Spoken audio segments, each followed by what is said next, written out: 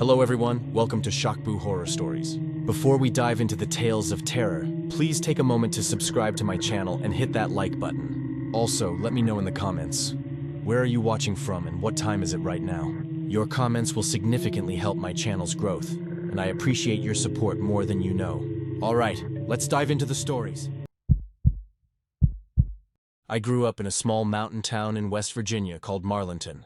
It's one of those places where everyone knows everyone and there's not much to do except spend time outdoors. When I was around 15 back in 2008, a group of us decided to camp out on my friend's family property. It was pretty far from town, up near the National Forest, and his parents had this old farmhouse they barely used anymore. There were 5 of us that night. My best friend Jake, his younger brother Matt, 2 guys from our class named David and Chris, and me. We'd all grown up together, spent countless nights at each other's houses, so camping out felt like no big deal. We'd done it before on other properties closer to town, but this spot was different, more isolated. The farmhouse sat at the end of a long gravel road, and behind it, the forest stretched for miles without another building in sight. We set up our tents at the edge of the property where the yard met the tree line.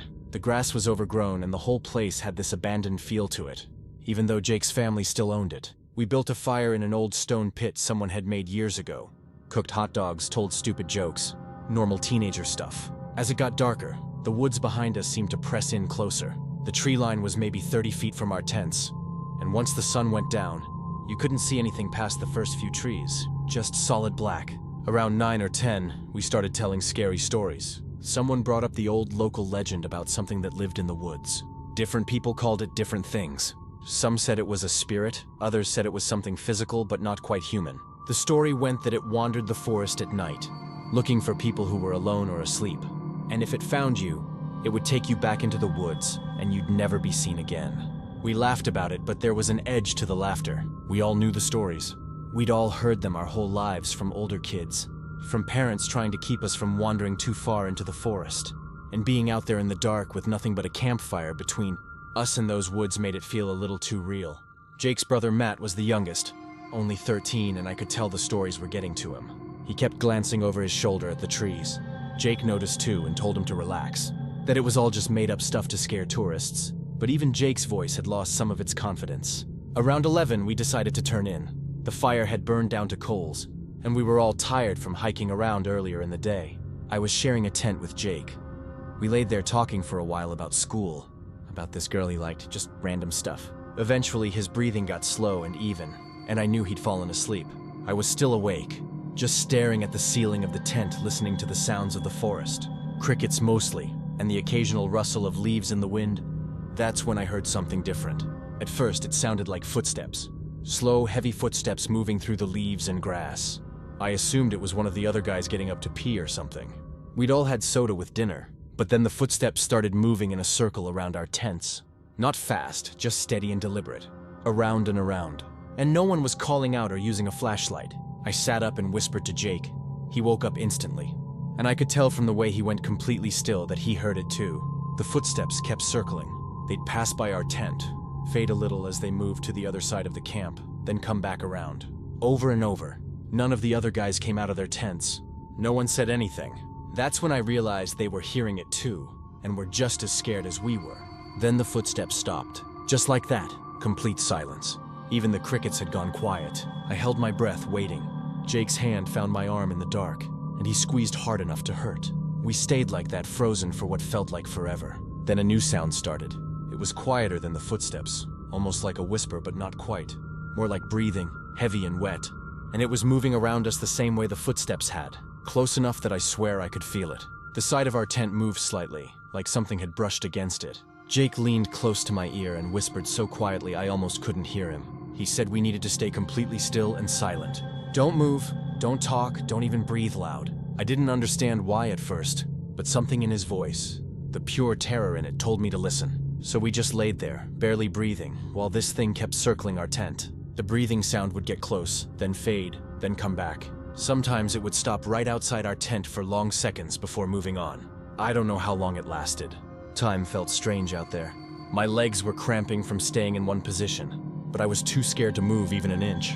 My heart was beating so hard I thought whatever was out there would hear it. At some point I realized I was crying. Silent tears just running down my face. Jake was shaking next to me. Eventually, slowly, the sound started to fade. It moved away from our tents, back toward the tree line, getting quieter and quieter, and then it was gone. The crickets started up again.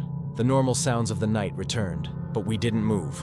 We stayed exactly where we were until the first gray light of dawn started, coming through the tent fabric. As soon as it was light enough to see, we heard movement from the other tents. Matt came out first, his face pale and his eyes red like he'd been crying. Then David and Chris. Nobody said anything at first. We just looked at each other. Then we packed. Fast. We didn't talk about what to take or what to leave. We just threw everything into bags and got out of there. Back at Jake's house in town, we finally talked about it. Every single one of us had heard the same thing. The footsteps circling the camp. The breathing sound. And we'd all had the same instinct to stay completely still and quiet. Matt admitted he'd been so scared he'd wet himself a little. Nobody made fun of him. We were all pretty shaken up. That's when Jake told us what his grandfather had told him years ago. His grandfather had grown up in those mountains, spent his whole life there.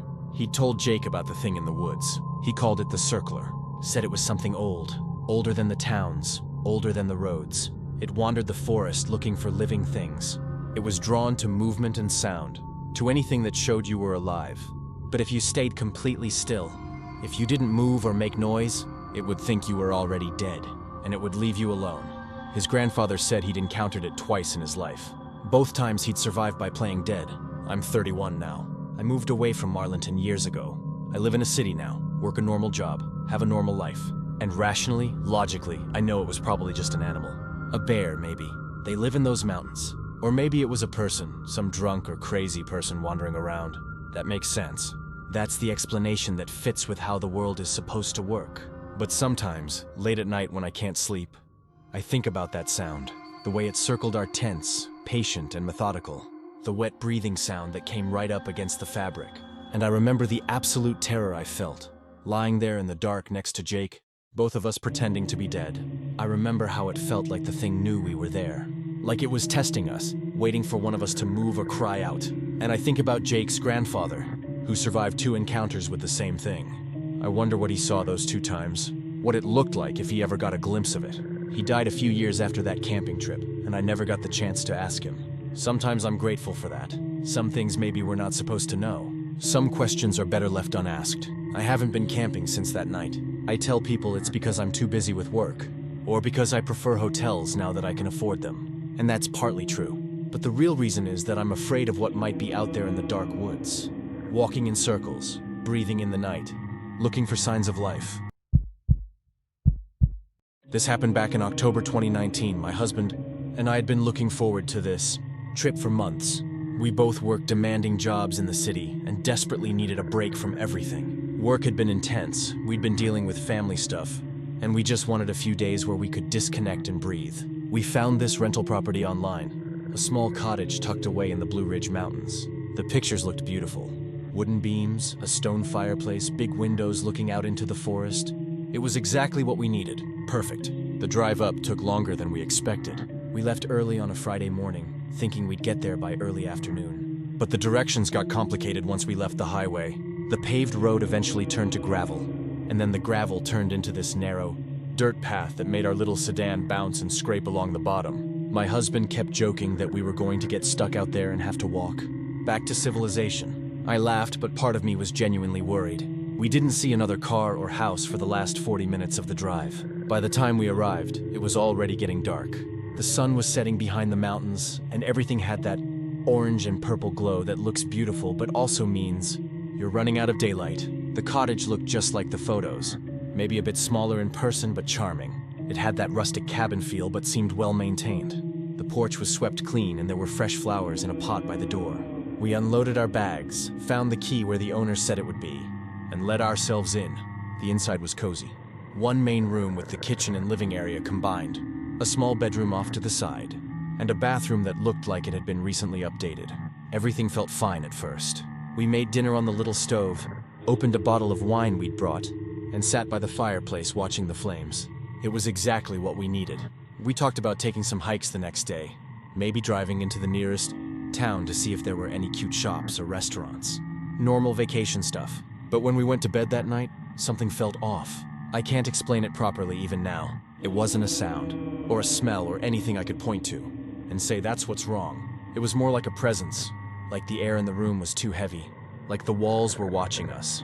I know how that sounds. I know it sounds ridiculous, but that's the only way I can describe it. I woke up around 3 in the morning. My heart was pounding and I had no idea why. One second I was asleep, the next I was wide awake with my pulse racing. I just laid there in the dark, listening. My husband was asleep next to me, breathing slow and steady. The house was quiet, but I couldn't shake this overwhelming sense that someone else was there, that we weren't alone. I kept staring at the darkest corner of the room, the one by the closet door, and I swear I could see something there, a shape that was slightly darker than the surrounding darkness. But every time I tried to focus on it, it seemed to disappear. I told myself I was being paranoid, that it was just shadows in my imagination. Eventually, after what felt like an hour, I managed to fall back asleep. The next morning, I woke up feeling exhausted, like I hadn't slept at all. I didn't mention anything to my husband. I didn't want to sound paranoid or ruin the vacation over a feeling. We'd spent good money on this place and driven all that way. I wasn't about to turn it into a disaster because I got spooked in the middle of the night. But at breakfast, I noticed my husband looked tired too.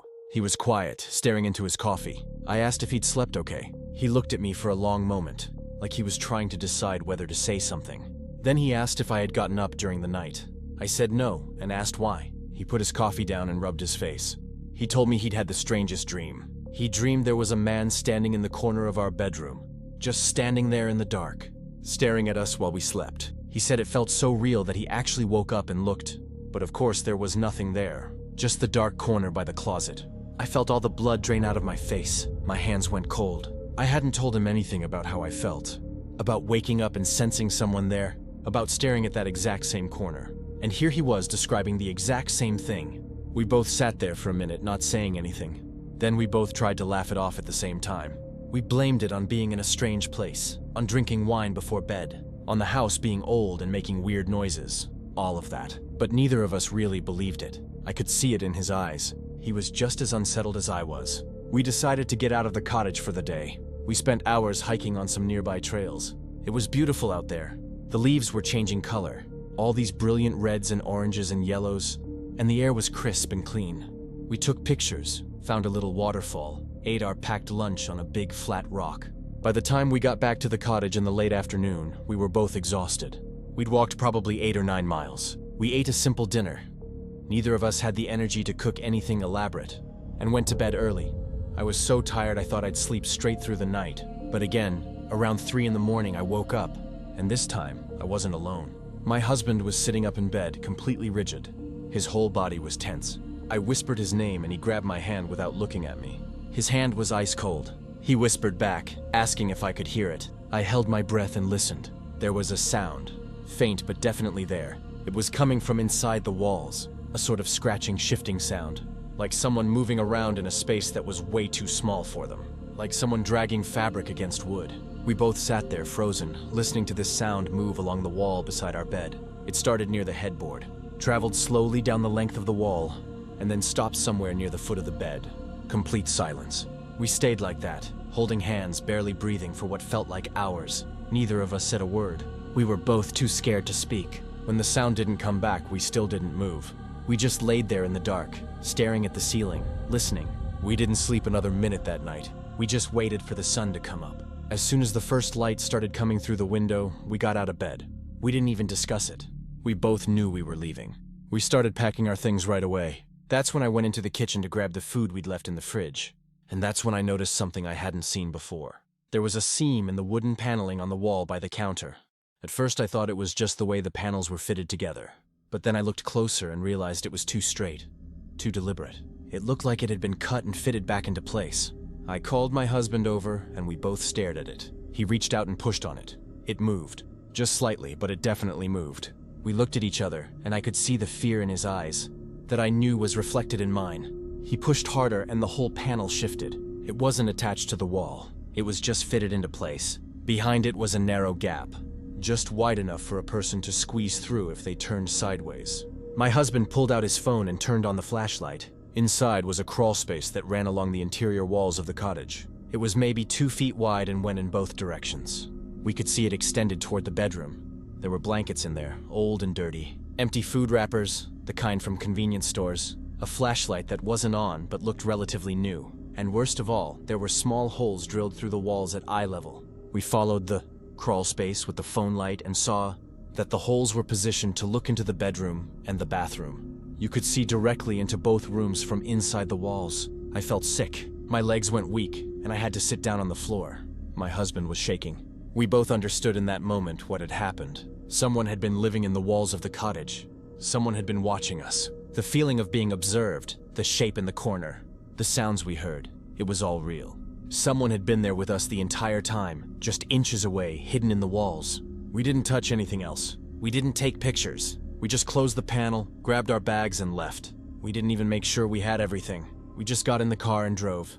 My husband called the property owner from the road. He told him what we found. The owner tried to act shocked, asking all these questions, but something about his reaction felt rehearsed, like he'd had this conversation before. He offered to refund us immediately, which seemed suspicious. Why wouldn't he want to call the police first or investigate? He just wanted to refund us and make us go away. We filed a police report when we got back home. We gave them all the information, the address, the owner's name, everything. I don't know what came of it because we never followed up. We just wanted to forget the whole thing. We wanted to pretend it never happened and move on with our lives. But every now and then, usually late at night when I can't sleep, I think about those 2 nights we spent there. I think about waking up and sensing someone in the room. I think about the sounds in the walls. And I wonder if someone really was watching us the whole time, just inches away, hidden inside the walls, looking at us through those holes while we slept. I wonder what they were thinking, what they wanted. And I'm grateful we found that panel when we did, because I don't know what would have happened if we'd stayed another night. I'm a freelance photographer, and I'd been going through a rough patch when this happened. Work was slow. My relationship had just ended, and I was feeling pretty lost. A friend suggested I take some time away, maybe go somewhere quiet to clear my head and work on some personal projects. I thought it sounded like a good idea. I found this cabin rental on a smaller website, not one of the big ones. It was deep in the Pisgah National Forest in North Carolina. The listing said it was about 5 miles from the nearest road, accessible only by hiking trail. No electricity, no running water, just a basic shelter with a wood stove. That appealed to me. I wanted to disconnect completely. I packed light, my camera equipment, some camping supplies, enough food for 4 days. The hike in was harder than I expected. The trail was overgrown in places, and I had to stop several times to check my map. But when I finally found the cabin, it felt worth it. It sat in a small clearing surrounded by massive old trees. The silence out there was incredible. Not peaceful exactly, but powerful, like the forest itself was alive and breathing. The first day was good. I spent it exploring the area, taking photos, gathering firewood. As the sun started to set, I cooked a simple meal on the wood stove and settled in with a book. That's when I heard something outside. Footsteps, slow and deliberate. They circled the cabin once, then stopped near the front door. I stood up and called out, asking if anyone was there. No answer. I grabbed my flashlight and opened the door. There was no one, just darkness and trees. I convinced myself it was an animal, maybe a deer. I went back inside and locked the door. That night, I barely slept. Every small sound made me jump. And there were a lot of sounds. Branches scraping against the roof, the wind rattling the windows. And underneath all of that, occasionally, the sound of footsteps on the wooden porch outside. When morning finally came, I stepped outside to get some fresh air. That's when I saw him. A man was standing at the edge of the clearing, maybe 50 feet away, partially hidden behind a tree. He was just standing there looking at me. I raised my hand to wave, trying to be friendly. He didn't move, didn't wave back, just stared. I called out good morning. Still nothing. I started walking toward him, thinking maybe he needed help or was lost. But as soon as I took a few steps forward, he stepped back, deeper into the trees. I stopped. Something about the way he moved made my stomach drop. It wasn't natural. He wasn't walking like someone who was lost or confused. He was watching me, tracking me. I went back inside the cabin and locked the door. I watched through the window and saw him again. In a different spot this time, closer to the cabin. He was holding something long in his hand. It looked like a tool of some kind. Maybe a machete or a long knife. My hand started shaking. I spent the rest of that day inside, watching through the gaps in the curtains. He kept moving around the clearing, always staying just far enough away that I couldn't see his face clearly, but he never left. Every time I looked, he was there somewhere, standing perfectly still among the trees. By nightfall, I was terrified. I had no way to call for help. My phone had no signal and wouldn't have mattered. Anyway, since the battery was almost dead, I was 5 miles from the nearest road with a stranger circling my cabin. I tried to think rationally. Maybe he was just another hiker. Maybe he was mentally ill and harmless. But deep down, I knew something was very wrong. I didn't sleep that night. I sat in the corner of the cabin with my back against the wall, holding a knife I'd brought for cooking. I kept the flashlight off so he wouldn't know I was awake, and I listened. Around midnight, I heard him on the porch again. This time he wasn't just walking. He was trying the door handle, gently at first, then harder. When that didn't work, he moved to the windows. I could hear him testing each one, pushing against the frames. I was so scared I could barely breathe. Then everything went quiet. I waited. Minutes passed. Maybe an hour. Nothing. I started to think maybe he'd given up and left. That's when I heard something that made my blood freeze. He was on the roof. I could hear his footsteps directly above me, slow and deliberate, like he was looking for a way in. I don't know how long he stayed up there. It felt like hours. Eventually, the sound stopped. I waited until the first light of dawn started coming through the windows. Then I grabbed my pack and ran. I didn't follow the trail. I just ran in what I thought was the direction of the road. I got lost multiple times, tore my jacket on branches, twisted my ankle, but I didn't stop until I could hear cars in the distance. When I finally made it to the road, I flagged down a driver who took me to the nearest town. I reported everything to the police. They said they'd send someone out to check the cabin, but I never heard back about what they found.